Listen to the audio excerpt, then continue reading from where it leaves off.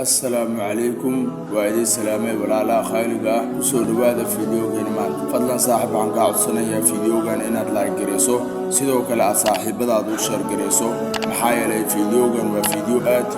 خالئة مركو عن قاعد صنيع إن صاحب بدأ شر جريسو سيدو كلا لايك جريسو مع سنة سيدو نوكنا أي واحد نسوق قرني طبعا كي دم بشهر رمضان ونعنتي بشهر رمضان وبالآد وبركيسان نبي صلى الله عليه وسلم نحو خيبي سدح خيبود وطبعا كذا وحالقوت المعمين تاي رحمة ونحرست إلهي أيسو دقيسو طبعا كذا رحن وحالقوت المعمين تاي مغفرو دم بداف وإلهي أدومدي سينو دم بداف أيو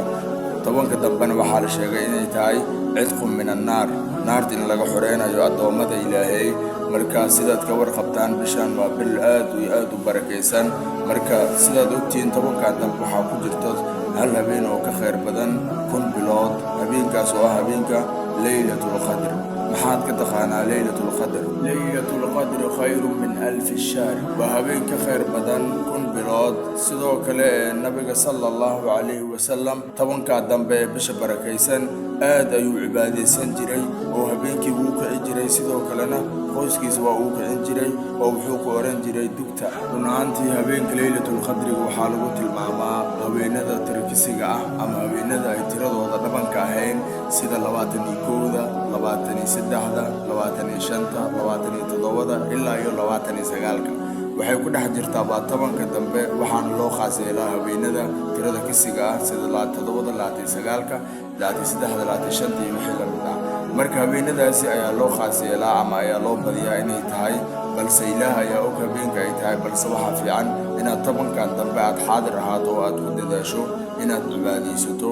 عائشة ayaa ku tiray nabiga sallallahu alayhi wasallam hadii aan la kulmo habeenka laylatul qadriga maxaan ku duceystaa ay tiray nabiga sallallahu alayhi wasallam wuxuu yiray waxaad dhahdaa allahumma innaka afuwun tuhibbul afwa fa'fu anna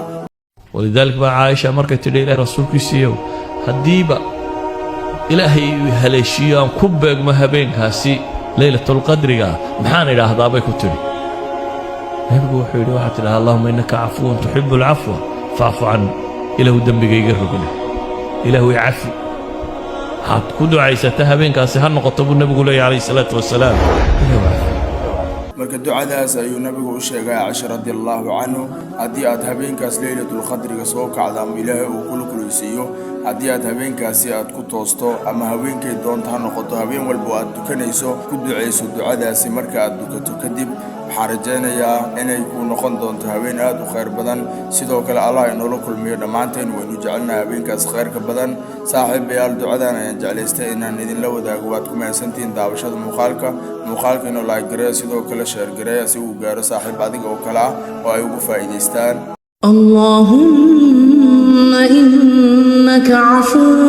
تحب العفو فاعف عني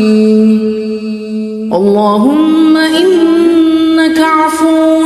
تحب العفو فاعف عني